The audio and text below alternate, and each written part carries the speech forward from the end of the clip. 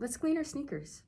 Hi and welcome to Femme Soles. Today is wash day and I'm inviting you to clean my leather Jordan 1s with me. Cleaning does not have to be tedious nor messy. In this video, I'll share tips I've learned when cleaning leather sneakers. You may notice I'm in the bathroom. I like cleaning my sneakers here because I can use the sink and the post-cleanup process is easy. First, you'll need warm water and a cleanser. I'm adding a couple drops of the refreshed shoe cleanser to my water. I love this product because a little goes a long way. If you do not have a cleanser, totally fine. Use a mild dish soap instead. Use 2 drops to keep the suds under control. Soapy water can cause your leather sneaker to become overly wet, which means more time taking the cleanser off and more drying time.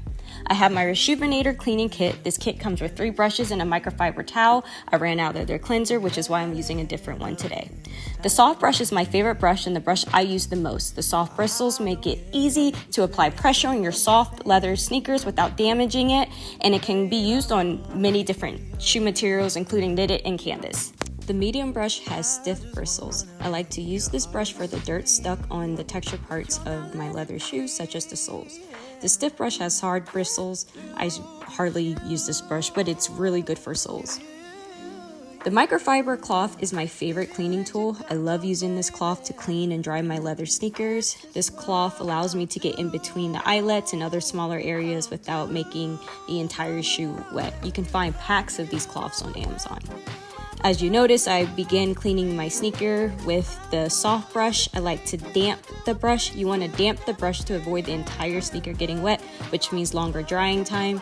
I use this brush to loosen any dirt and stains I notice on the body of the shoe first, and then I work my way down to the sole. I love how gentle this brush is. I can apply as much pressure as I want to the stitching and it doesn't unravel nor frizz them. Next, I grab my cloth. Notice I take my index finger, wrap it in the cloth and dip it in the soap and water mixture, then proceed to go over the areas I hit with the brush.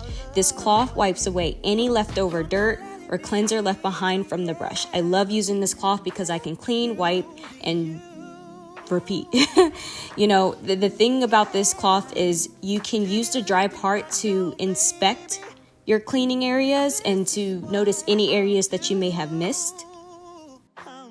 I highly suggest, if you've noticed that you're not having the best luck with your brushes, I stick with the cloth. The cloth will never do you wrong and it's really good for spot cleaning.